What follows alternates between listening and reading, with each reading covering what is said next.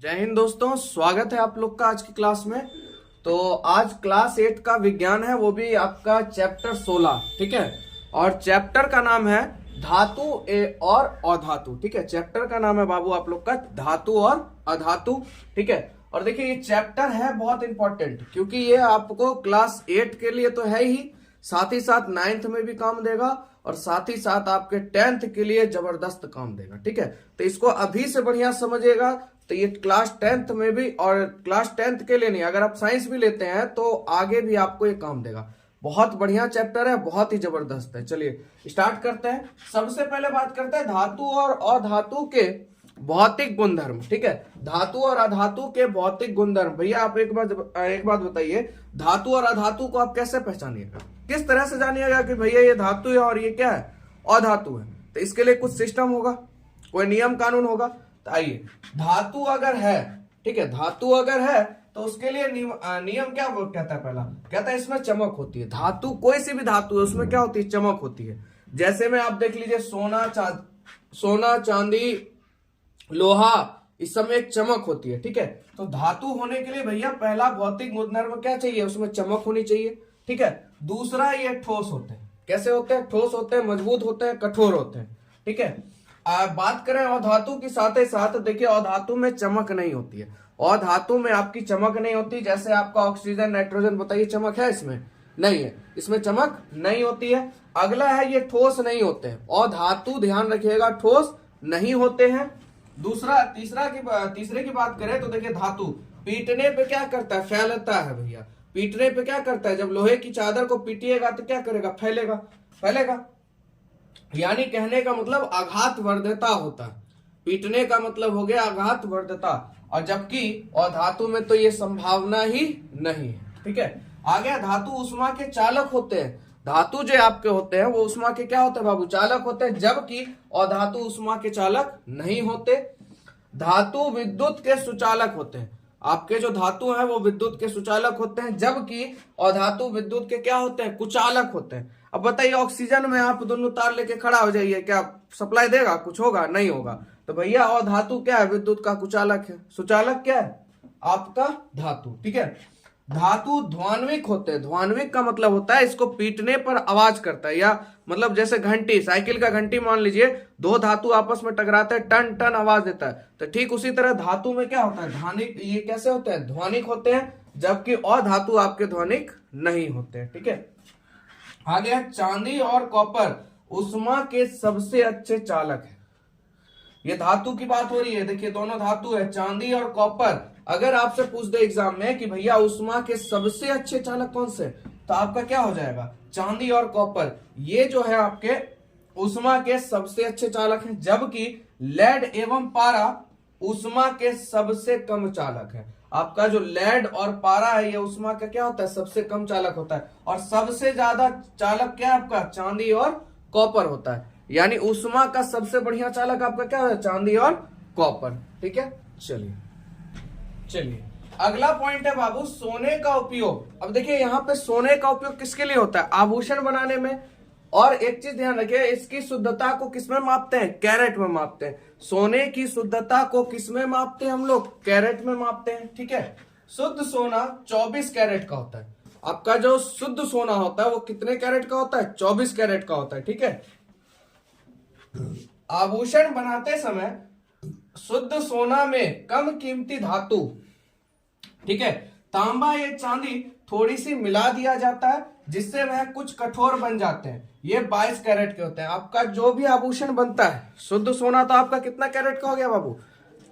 24 carat का। और जब उसका आभूषण निर्माण होगा तो कितने कैरेट में निर्माण होगा? 22 कैरेट। 18 से 22 कैरेट के बीच में कोई भी आभूषण का निर्माण किया जाता है सोने से बनी हुई, क्योंकि उसमें कुछ अन्य धातु भी मिलाई जाती है ताकि उसकी कठोरता हो, उसमें कठोरता आ सके।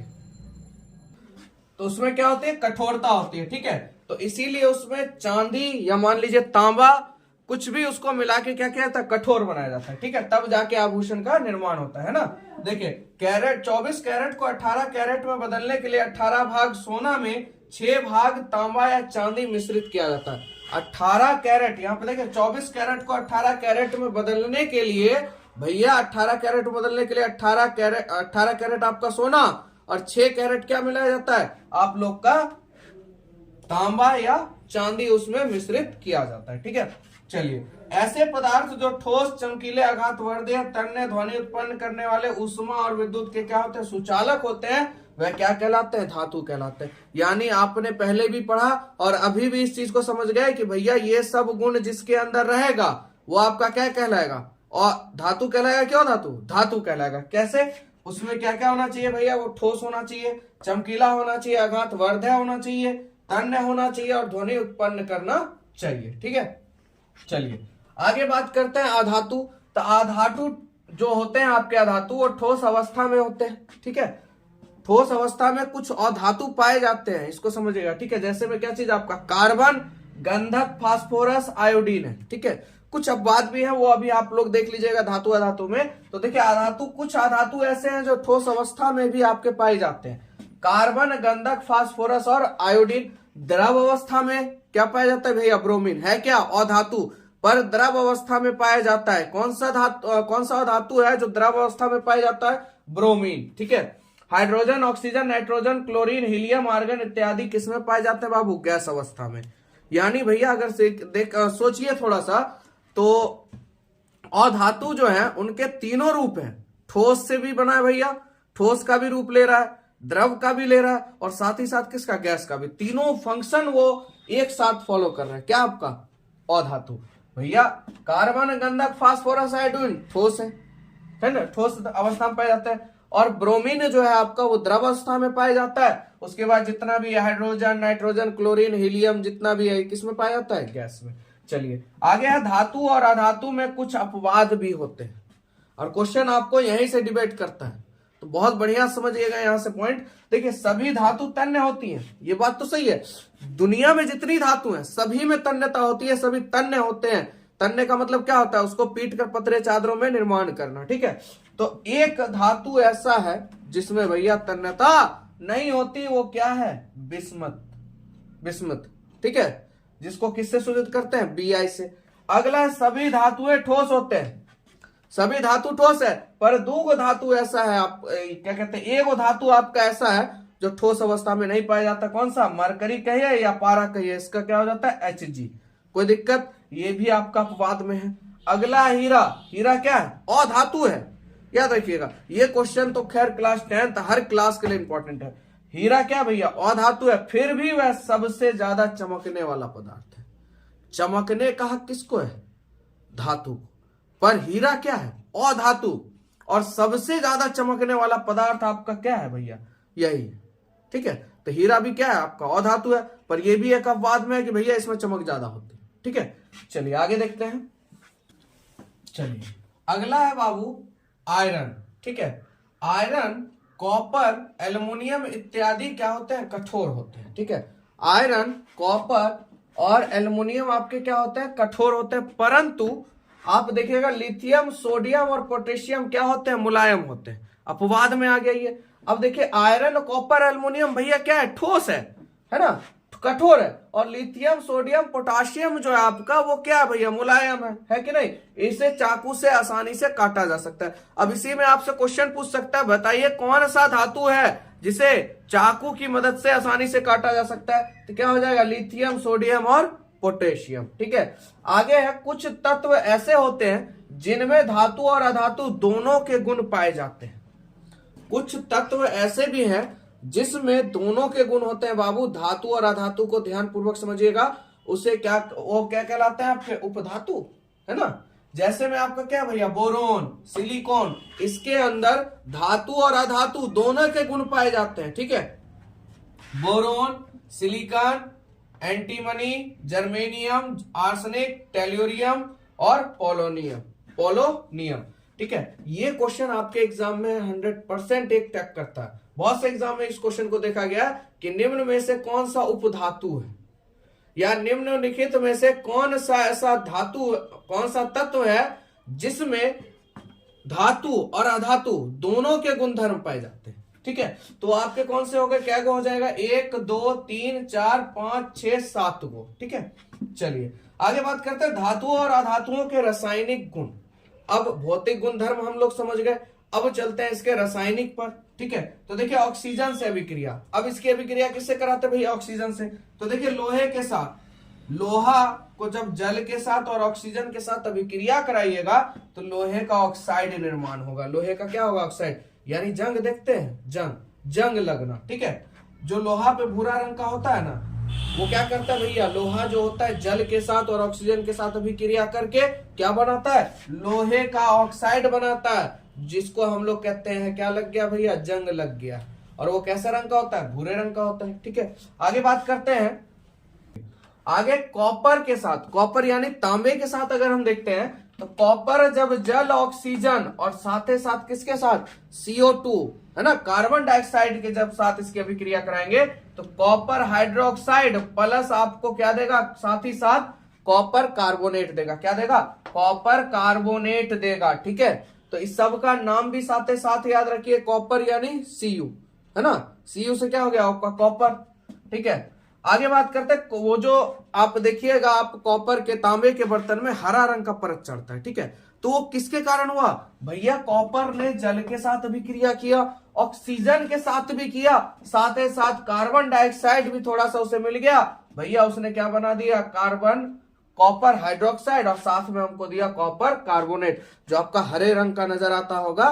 तांबे के बर्तन में हरा परत चढ़ता है। ठीक है, तो एक एक चीज इंपॉर्टेंट है, आप लोग बढ़िया समझ रहे हैं तो ईमानदारी पूर्वक लाइक दे दिया कीजिए और जरूर शेयर कीजिए, क्योंकि आप जितना हमको सपोर्ट कीजिएगा हम आपके लिए उतना तत्पर रहेंगे, और जितना जल्दी आप हमको आगे पहुंचाइएगा। तो देख रहे हैं आप लोग का क्लास अगर बढ़िया लग रहा है, क्लास आप लोग को सही से समझ में आता है, तो आप लोग दिल से सपोर्ट कीजिए ईमानदारी पूर्वक, क्योंकि आगे जैसे बढ़ेंगे तो अब देखिए मेरे पास अभी क्या है भैया? व्हाइट बोर्ड है, थोड़ा सा मेहनत बढ़ जाता है, तो मैं प्रयास में हूँ आप लोग के लिए अच्छी क्लास और लाइव क्लास लेके आऊं। ठीक है, इसके लिए थोड़ा सा आप लोग की सपोर्ट की जरूरत है। शॉर्ट वीडियो को तो आप सपोर्ट करते हैं, कम से कम इसको भी थोड़ा सपोर्ट कीजिए। ठीक है, चलिए आगे बात करते हैं बाबू मैग्नीशियम के साथ। किसके साथ? मैग्नीशियम के साथ। तो देखिए मैग्नीशियम रिबन, ये आपके क्लास 10th में भी क्वेश्चन है। मैग्नीशियम रिबन को ऑक्सीजन की उपस्थिति में जलाने से क्या होता है?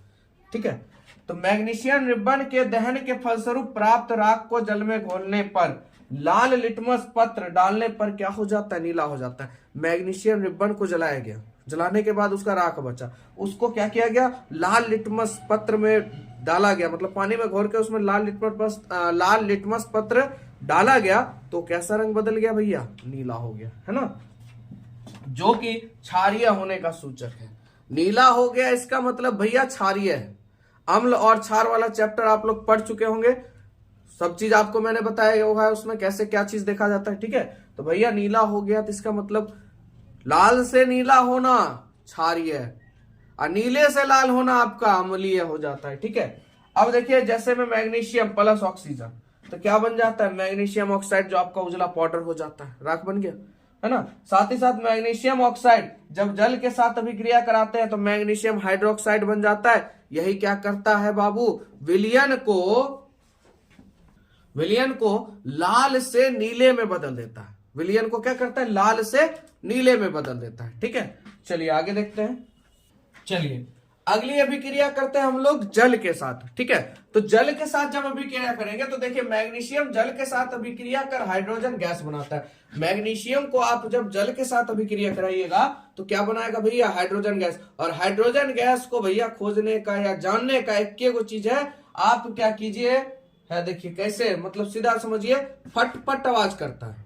ठीक है, पटपट आवाज करता है। पंचर आप बनवाए, देखिए फुर्र आवाज करता है, वो हाइड्रोजन गैस है। और नहीं तो आप क्या कीजिएगा, हाइड्रोजन गैस ले आइएगा, या मैग्नीशियम तो आपके पास होगा नहीं उपलब्ध, तो ट्यूब होगा, उसमें हवा भरिएगा, छोड़ दीजिएगा, निकलने दीजिएगा, और उस पे मोमबत्ती जला के और उसके पास लेके जाइएगा, पटपट आवाज करेगा, पूं पजकते, तो समझ जाइएगा भैया वो कौन सा गैस है? हाइड्रोजन गैस है। ठीक है, अब मैग्नीशियम यहाँ पे देखिए बाय समीकरण हम लोग देखते हैं, मैग्नीशियम को जल के साथ जब अभिक्रिया कराएंगे तो गर्म होगा, गर्म होने पर मैग्नीशियम हाइड्रोक्साइड देगा, साथ ही साथ हाइड्रोजन गैस भी हमको देगा। ठीक है, आगे बात करते हैं सोडियम और पोटेशियम जल के साथ आसानी से अभिक्रिया करते हैं।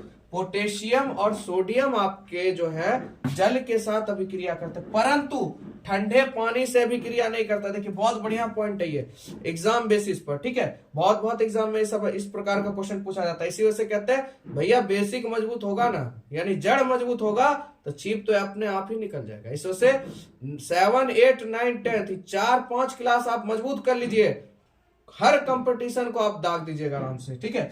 तो मैग्नीशियम में भैया जो है ठंडे पानी से अभिक्रिया नहीं करता, यहां जल के साथ अभिक्रिया कर रहा है, पर मैग्नीशियम कौन कौन कर रहा है, सोडियम और पोटाशियम आपका जल के साथ अभिक्रिया करता है। और देखिए मैग्नीशियम जो है ठंडे जल के साथ अभिक्रिया नहीं करता, परंतु यह उबलते हुए पानी से जल्दी अभिक्रिया कर लेता है।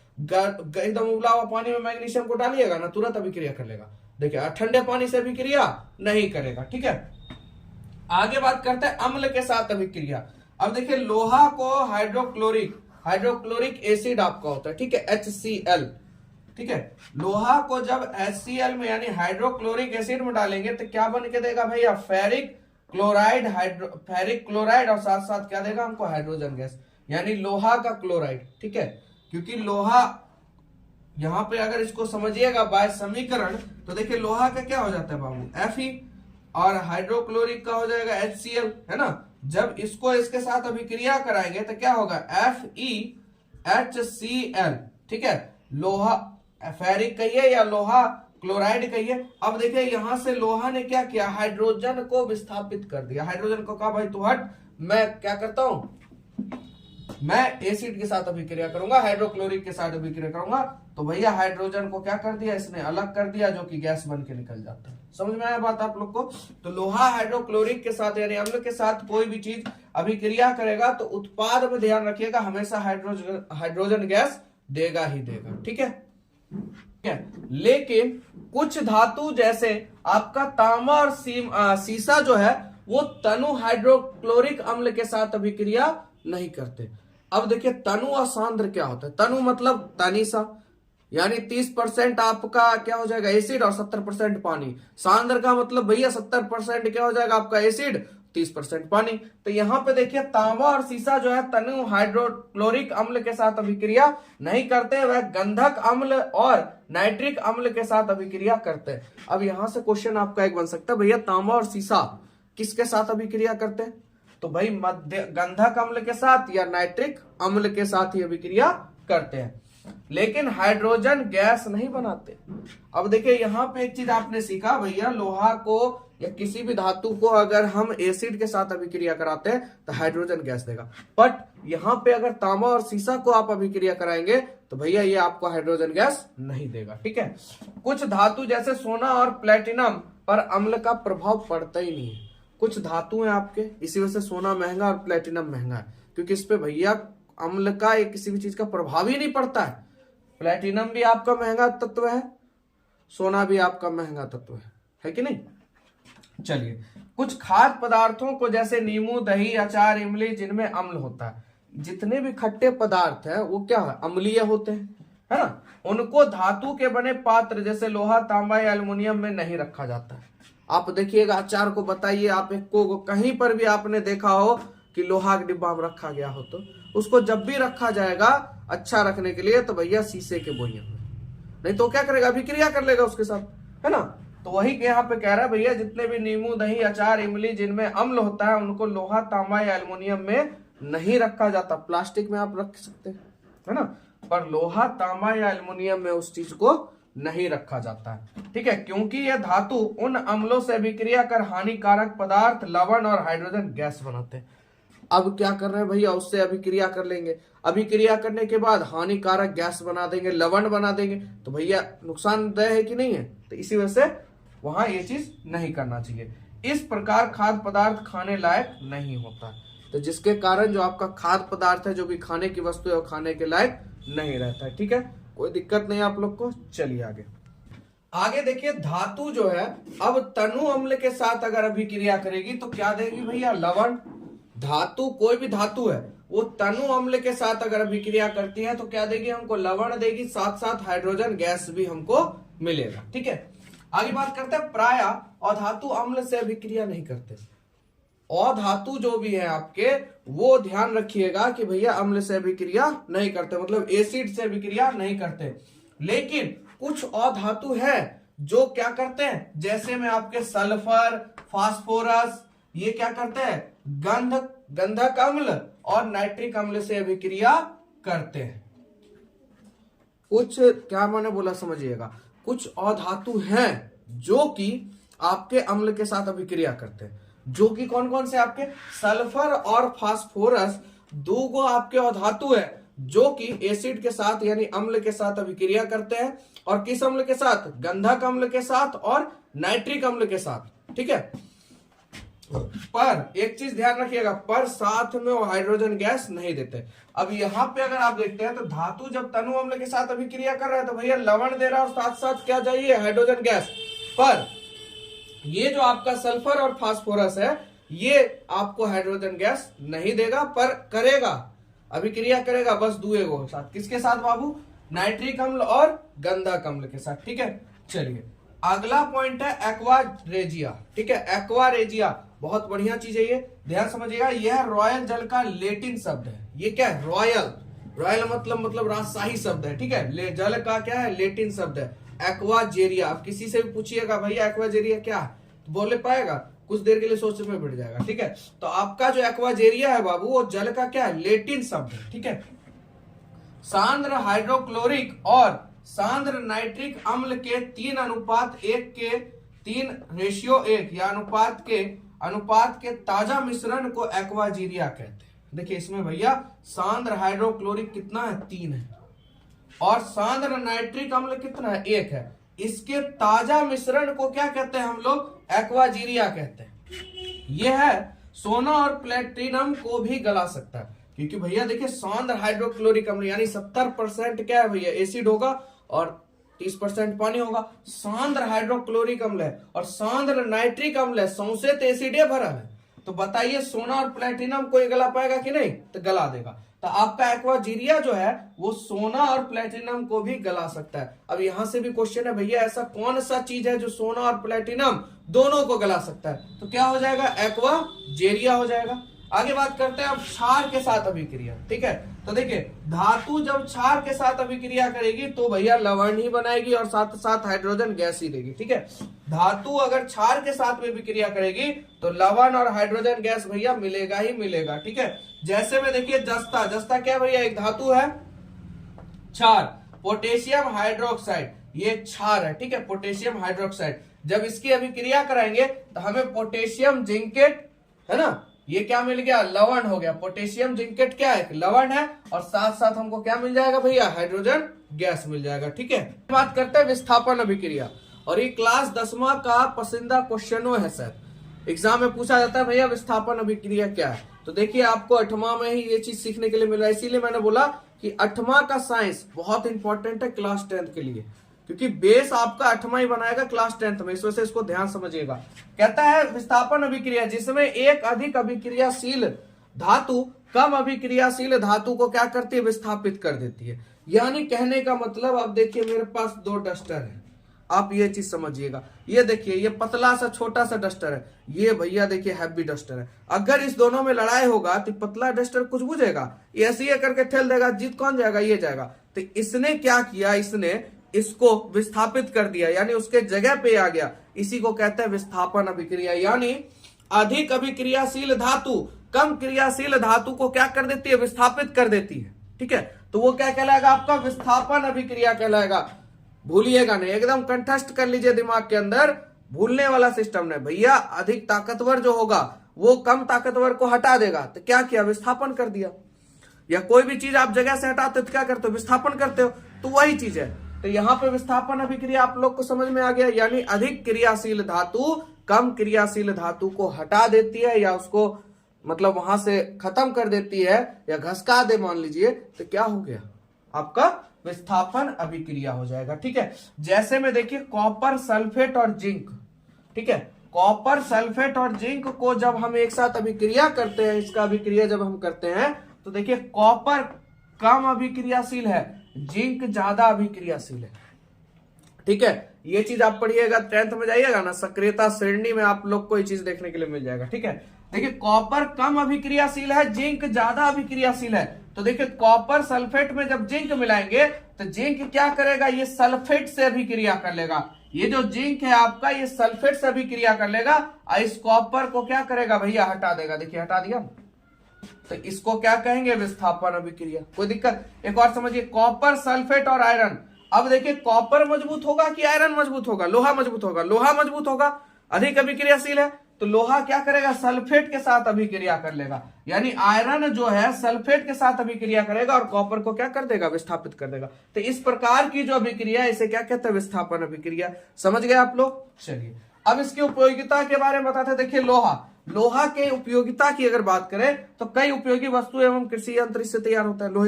लोहे से बहुत सारे उपयोगी वस्तु और कृषि यंत्र ज्यादातर तैयार होते हैं, मशीन वाले काम। एल्युमिनियम, भैया एल्युमिनियम का क्या काम है, बर्तन और वायुयान में, आपके एरोप्लेन में भी इसी का यूज होता है। किसका, एल्युमिनियम का। तांबा, बिजली के तार और विद्युत संयंत्रों में, जितने भी विद्युत के सिस्टम बने हुए हैं उसमें भैया तांबे का ही ज्यादातर यूज होता है। सोना एवं चांदी, भैया इस दोनों का तो भाई आप लोग जानते होंगे, किसमें, आभूषण में और कंप्यूटर के विद्युत परिपथ में, है ना, जो देखते होंगे कभी कभी वो अंदर में चमकता रहता है बैटरी के पास, वो सब सोना या चांदी से बना होता है, क्योंकि इसमें विद्युत परिपथ का सिस्टम बना रहता है। ठीक है, चलिए और छोटा सा पॉइंट बचा है उसको भी देख लेते हैं। चलिए आगे देखिए, अब कुछ पॉइंट्स है जो आपको बहुत इंपॉर्टेंट है, उसको देख लेते हैं। कहता है लोहा धातु जो होता है हीमोग्लोबिन नामक प्रोटीन का क्या है, घटक है। लोहा क्या है आपका, हीमोग्लोबिन नामक का क्या है भैया, धातु नाम का एक प्रोटीन का घटक है, जो मानव शरीर में ऑक्सीजन परिवहन करती है। जो मानव के शरीर में क्या करती है, ऑक्सीजन का परिवहन करती है।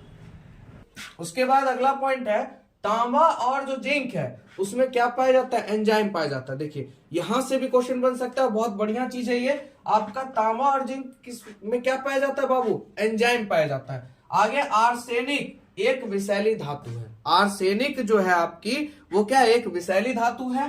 पौधों में मैग्नीशियम होता है। भैया पौधे में कौन सा गैस होता है, मैग्नीशियम गैस होता है। ठीक है, तो गैस नहीं होता, पौधे में क्या होता है, मैग्नीशियम होता है। ठीक है, आप लोग कमेंट में बताइए मैग्नीशियम क्या है, धातु की अधातु। इतना पढ़ा दिया मैंने, आप लोग बताइएगा मैग्नीशियम क्या है, धातु की अधातु। अगला है कुछ अधातुएं जैसे नाइट्रोजन, पोटेशियम एवं फास्फोरस का उपयोग जो होता है वो उर्वरक निर्माण के लिए होता है। जो आपका खाद उद होता है, जिसको आप लोग गांव में खाद कहते हैं, यानी उसका सही नाम उर्वरक हुआ। ठीक है, तो उसमें आपका नाइट्रोजन, पोटेशियम और फास्फोरस का उपयोग होता है। उसके बाद है फास्फोरस माचिस के निर्माण में। देखिए फास्फोरस से माचिस का भी निर्माण होता है। ठीक है, आयोडीन कटने फटने छिलने पर एंटीसेप्टिक के रूप में, अगर आपको कट फट गया भैया आयोडीन लगा लीजिए, बढ़िया नमक है तो लगा लीजिए, क्योंकि यहाँ पे कह रहा है एंटीसेप्टिक का भैया इस्तेमाल होता है, एंटीसेप्टिक के रूप में काम करता है। ठीक है, उसके बाद सल्फर पटाखों के निर्माण में। सल्फर से किसका निर्माण होता है, पटाखों का। ऑक्सीजन श्वसन में, हीरा किसमें आपका, ज्वेलरी में, और शीशा काटने में, ग्रेफाइट बैटरी और पेंसिल बनाने में होता है। देखिए बहुत चीज आप लोगों ने आज सीखा होगा। ठीक है, तो इसी ईमानदारी पूर्वक वीडियो को जरूर कम से कम शेयर कर दिया कीजिए किसी भी यार दोस्त में, अगर आपको अच्छा लगता है। ठीक है, मिलेंगे आप लोग से नेक्स्ट वीडियो में, आज के लिए इतना ही।